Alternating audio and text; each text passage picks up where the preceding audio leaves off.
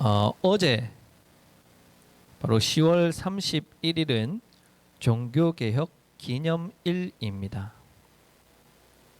이날은 종교개혁가 마틴 루터가 1517년 10월 31일 가톨릭 교회의 부패상을 고발하는 95개조 반박문을 비텐베르크 성당에 붙인 것을 기념하여 시작되었습니다. 우리 개신교회는 종교개혁가들의 후예입니다. 그렇기에 종교개혁에 대해서 우리는 알아야 하고 그것을 기념하고 그 정신을 계속해서 이어나가야 합니다.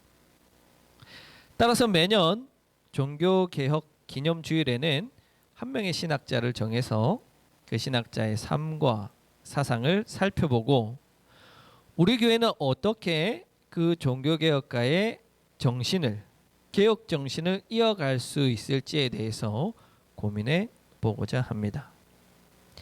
오늘은 그 첫 번째 인물로 우리 장로교회의 아버지라고 일컬어지는 깔뱅에 대해서 그 개혁 정신을 한번 살펴보려고 합니다. 문화체육관광부에 등록되어 있는 개신교 170여 개의 교단 가운데 110개의 교단이 장로교 교단입니다. 가장 큰 대한예수교 장로회를 포함하여서 한국기독교 장로회 등 많은 교단들이 이 장로교를 정치 체계로 채택하고 있습니다.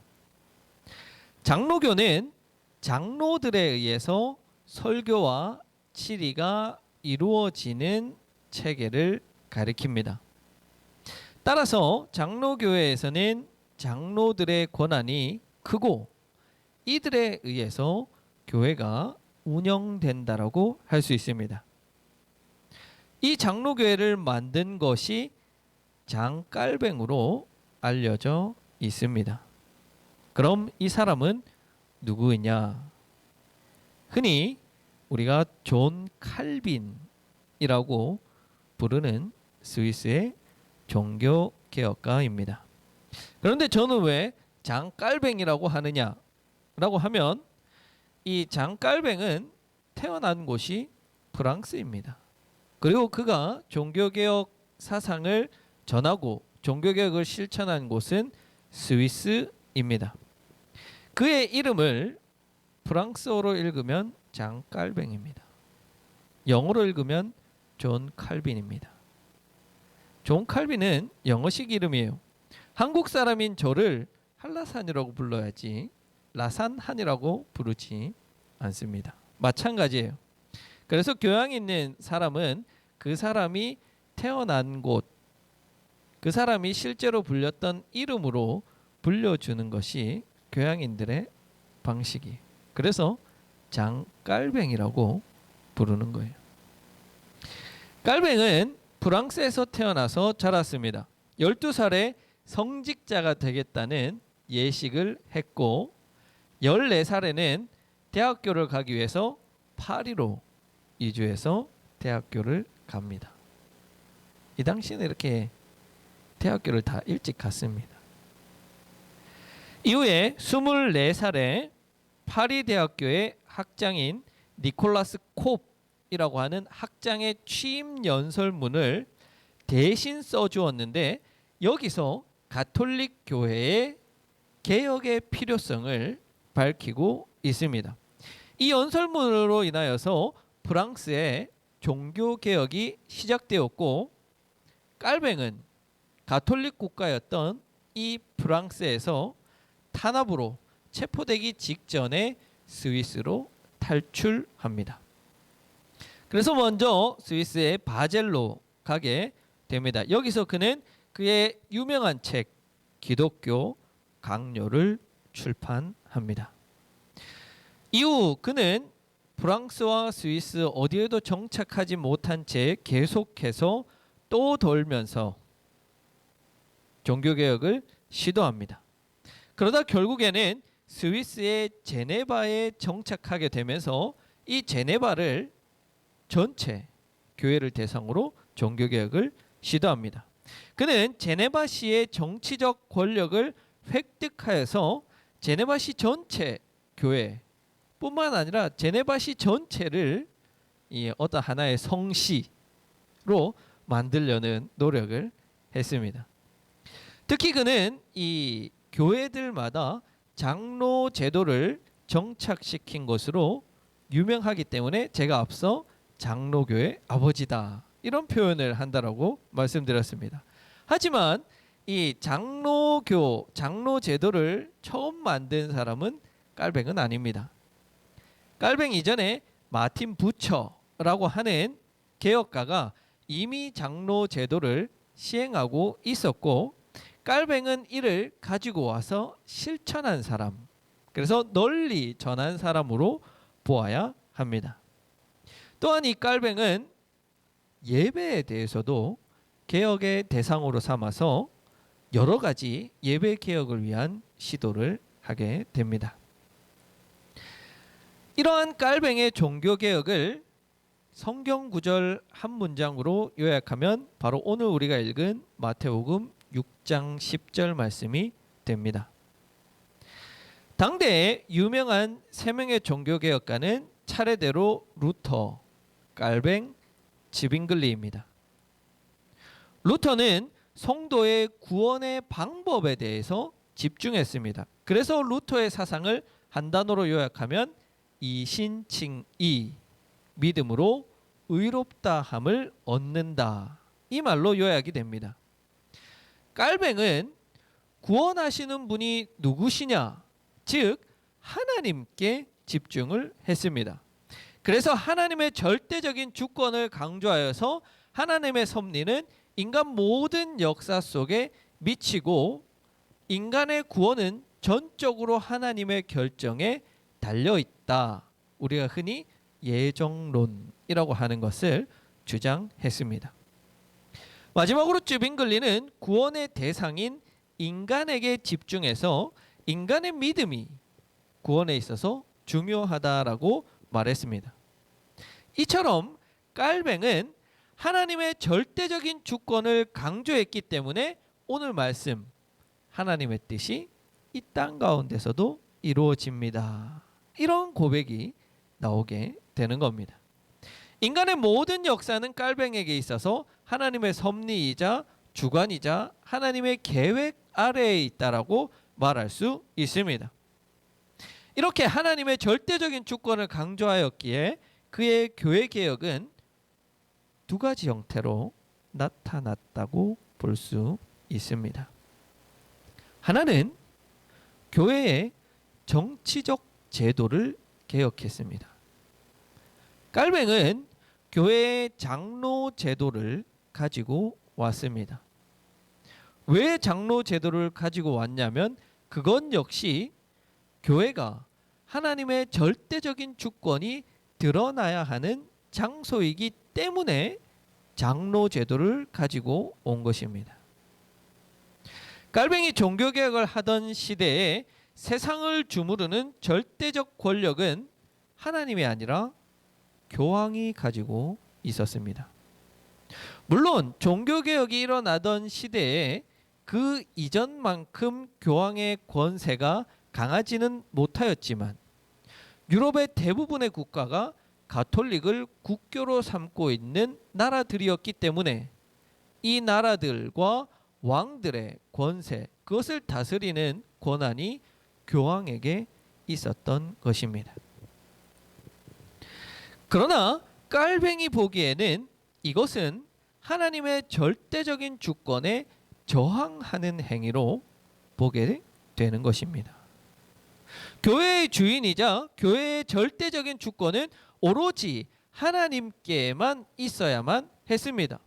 교황이 아니라, 사제가 아니라, 교회가 주인공이 아니라, 성도가 주인공이 아니라 하나님이 주인공이어야 되고 하나님의 절대적인 주권만이 교회에서 드러나야만 했던 것입니다.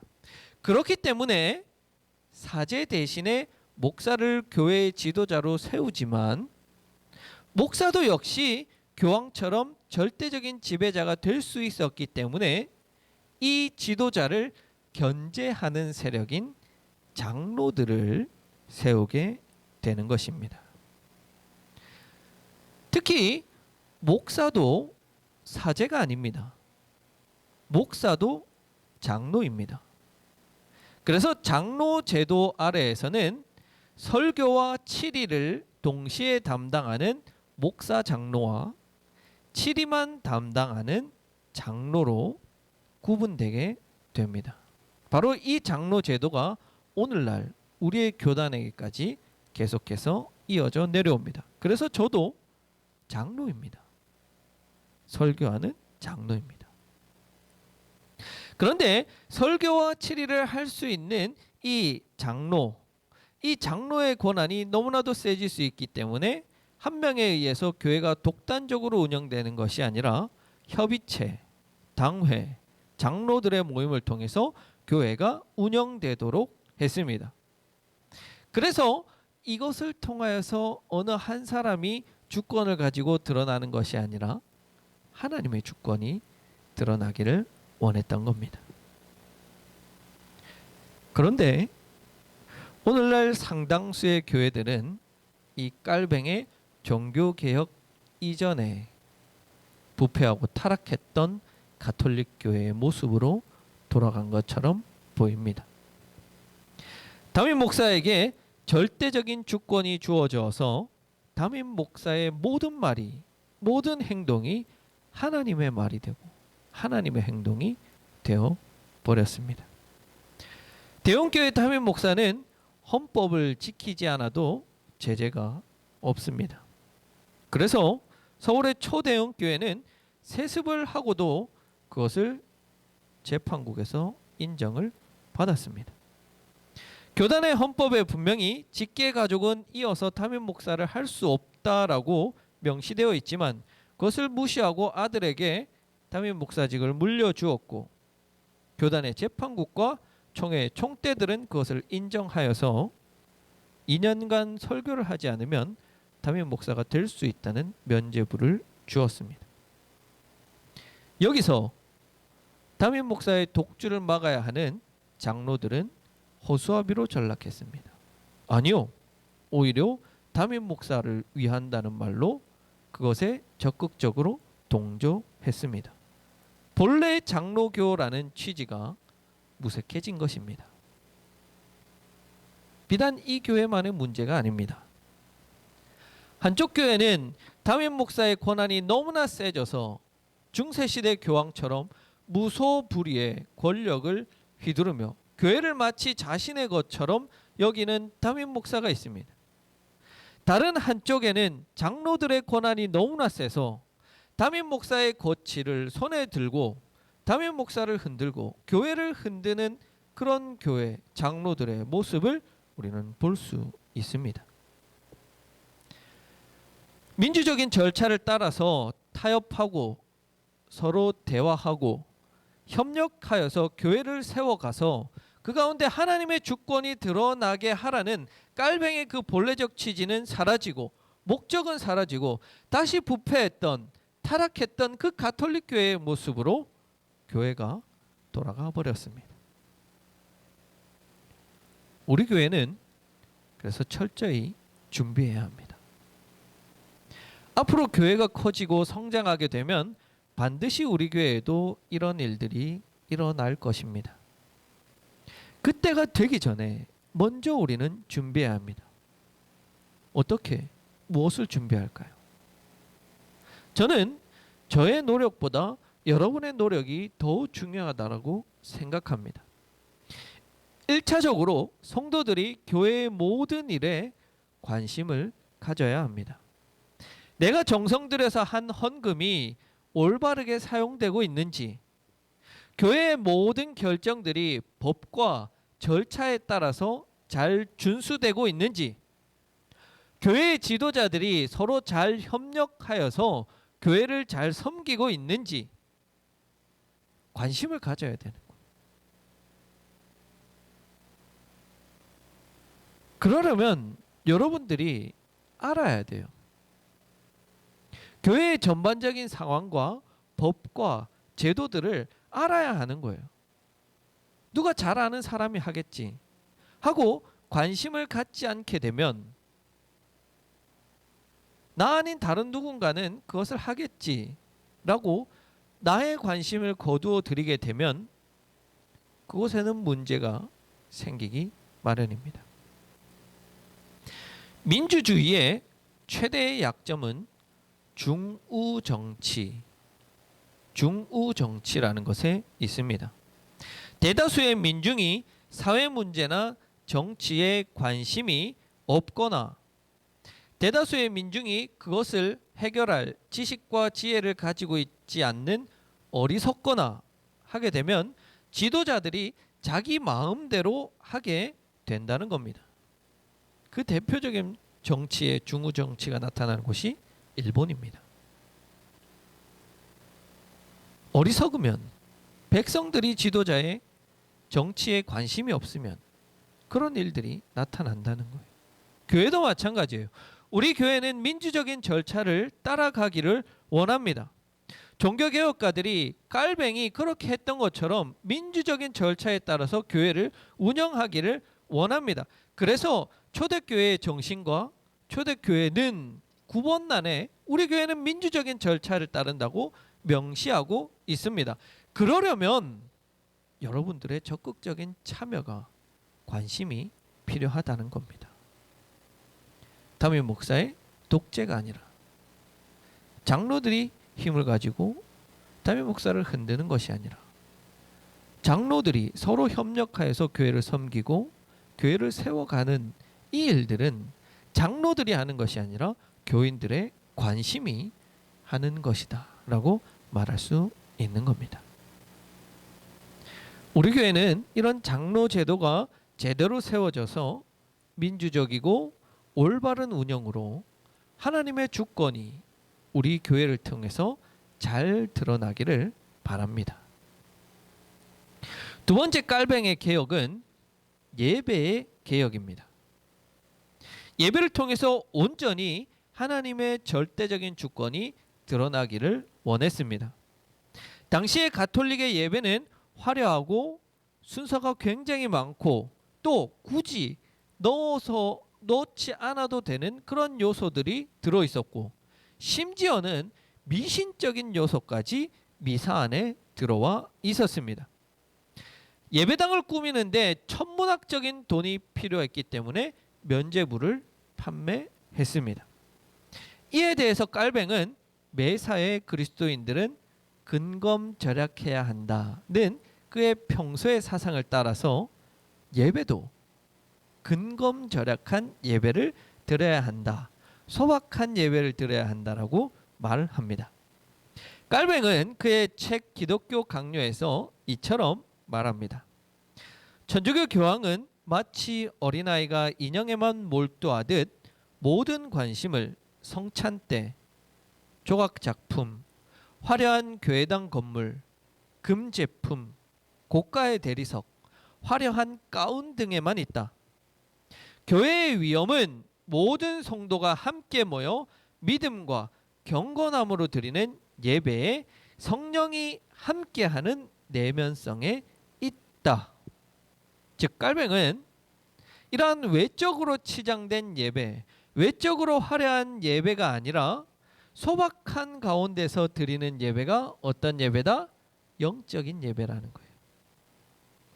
우리가 예배를 시작할 때 우리는 하나님께 영적 예배를 드리기 원합니다 라고 고백하는 그 영적 예배를 바울은 이런 검소하고 소박한 예배 속에 찾으려고 했던 거예요. 종교개혁 당시의 가톨릭이나 지금의 예배는 교회들이 드리는 예배는 돈과 관련이 되어 있습니다. 물론 화려한 예배당과 큰 교회당을 짓기 위해서도 많은 돈이 필요합니다. 그래서 그 돈을 모으기 위해서 가톨릭 교회는 면죄부를 판매한다든지 교회들은 헌금을 강요하는 일을 하고 있습니다. 또 각종 미신적인 것들로 돈을 갈취하고 사제들이 들어온 헌금을 착복하고 목회자들이 교회의 재정을 유용하는 일들이 비일비재하게 일어납니다. 오늘날에도 이런 부패하고 타락한 일들이 교회 가운데 얼마나 많이 일어나고 있습니까? 이런 부패와 타락이 코로나 시대에 들어서 여실히 드러난 것이 한국교회의 민낯입니다. 대면 예배를 드리지 못하니까 헌금이 적어지고 어떻게 해서든 대면 예배를 강행하려는 교회들의 이면에는 돈이라는 것이 자리 잡고 있습니다. 예배를 통해서 하나님의 영광, 그것이 드러나고 하나님의 절대적인 주권에 대한 찬양은 사라지고 그 자리를 돈을 숭배하고 돈으로 채우는 그런 자리로 바뀌게 된 것입니다. 그러면 우리는 어떻게 예배를 개혁할 수 있을까요? 숭실대학교 김영환 교수는 깔뱅의 예배의식의 특징을 5가지로 정리했습니다. 우리는 그것을 따라서 한번 북삼초대교회의 예배의식, 깔뱅의 이 5가지 의식을 우리 예배 가운데 녹아내기 위한 노력을 한번 해보기를 원합니다. 첫 번째로 예배의 중심은 말씀의 선포이다라고 깔뱅은 말했습니다. 가톨릭에서 예배의 중심은 미사 그 자체가 중심입니다. 그러나 깔뱅은 예배 자체보다 예배 가운데 선포되는 하나님의 말씀을 더욱 강조했습니다. 따라서 우리는 예배 가운데 충분히 하나님의 말씀이 잘 선포되고 전달될 수 있도록 선포자가 더 많이 준비하고 듣는 청중도 말씀을 잘 듣기 위한 노력이 우리 가운데 필요하겠습니다. 그것을 인하여서 우리가 드리는 예배 가운데 하나님의 말씀이 더욱 풍성해질 수 있어야 하겠습니다. 두 번째는 모든 인위적인 의식을 제거하고 가식적인 것을 예배 가운데 제거해 버렸습니다. 그래서 종교개혁가들은 교회 내의 모든 성상들을 제거해 버렸죠. 우리 교회도 마찬가지예요. 우리 교회는 예배 가운데 사람이 드러나는 모든 순서는 없애버렸습니다. 광고도 예배 가운데 하지 않습니다. 사람이 예배 가운데 박수받지 않습니다. 오로지 우리 교회의 예배는 하나님의 주권과 하나님만이 드러나는 그런 순서들을 우리가 함께 만들어 갑시다. 세 번째, 예배는 성경적이고 신학적으로 근거해야 한다는 거예요. 우리 교회는 말씀을 읽을 때 다 일어서서 함께 읽습니다. 그것은 말씀드렸다시피 느헤미야의 종교개혁 전통에 있는 것입니다. 예배의 전체 디자인은 담임 목사인 제가 하겠지만 그러나 여러분들도 끊임없이 함께 고민해야 합니다. 어떻게 우리가 예배를 성경적으로 만들 수 있을지, 어떻게 우리가 예배 가운데 요소들을 신학적으로 만들 수 있을지, 디자인할 수 있을지 함께 고민해야 되는 거예요. 그래서 우리 교회는 성찬식 하기 전에 손을 씻는 행위를 하는데 아주 좋은 신학적 디자인이에요. 이것과 마찬가지로 여러분들도 앞으로 계속해서 예배 가운데 이런 예전 가운데 어떻게 신학적이고 성경적인 것들을 녹여낼 수 있을지에 대해서 함께 고민하고 함께 그런 예배들을 만들어갈 수 있어야 하겠습니다. 네 번째로는 예배드리는 이들이 신학적으로 이해가 되어야 한다는 거예요. 설교자가 왜 검정색 가운을 입는지 이제는 이해하시죠? 신학적으로 이해가 돼야 되는 거예요. 왜 성찬식에서 손을 씻는지 신학적으로 이해하시죠? 이를 위해서는 신학적 교육이 필요합니다. 이것은 앞으로 우리 교회가 해나가야 할 하나의 과제예요. 성도들을 신학적으로 훈련시키는 것. 우리 교회가 앞으로 해나가야 할 방향인 거예요. 저는 그 점에서 기대가 돼요.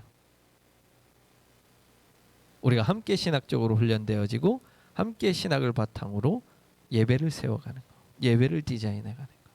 기대가 돼요. 마지막 다섯 번째는 덕성 함량이 되어야 한다라고 말해요. 덕성 함량은 하나님 사랑, 이웃 사랑, 자기 사랑의 기준 위에 세워져 있는 겁니다. 이것이 얼마나 잘 실천되고 있느냐, 얼마나 잘 예배 가운데 녹아들어 있느냐가 기준인 거예요.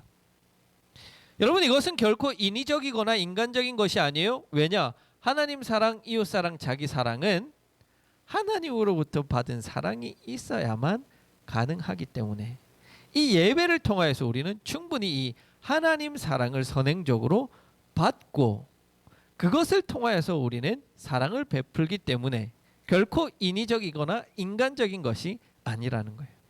하나님 사랑이 녹아들어 있다는 겁니다. 따라서 우리는 예배 가운데 충분히 하나님 사랑을 경험해야 돼요. 하나님이 나를 사랑하시는구나. 그래서 나에게 이렇게 은혜 베풀어 주시는구나. 충분히 경험해야 돼요. 음악을 통해서, 말씀을 통해서, 분위기를 통해서, 행동을 통해서. 이것들 역시 우리가 함께 고민하고 함께 만들어가야 할 요소들입니다. 이처럼 깔뱅은 교회와 예배를 개혁하여서 그곳에서 하나님의 절대적인 주권이 드러나기를 바랐습니다. 하지만 안타깝게 현대의 많은 교회들은 도리어 이전에 부패했던 모습으로 되돌아 가버린 것처럼 보입니다. 그 수많은 교회들 한복판에 있는 우리 교회가 종교개혁의 기치를 세우는 교회가 되기를 바랍니다. 하나의 이정표가 되기를 바랍니다. 그렇게 우리는 날마다 하나님의 주권과 섭리를 바라며 기도해야 할 것이며 우리 자체적으로 날마다 개혁하는 것을 결코 멈추어서는 안 됩니다. 우리는 항상 앞으로 나아갑니다. 에클레시아 레포르마타 셈페르 레포르만다 이스트.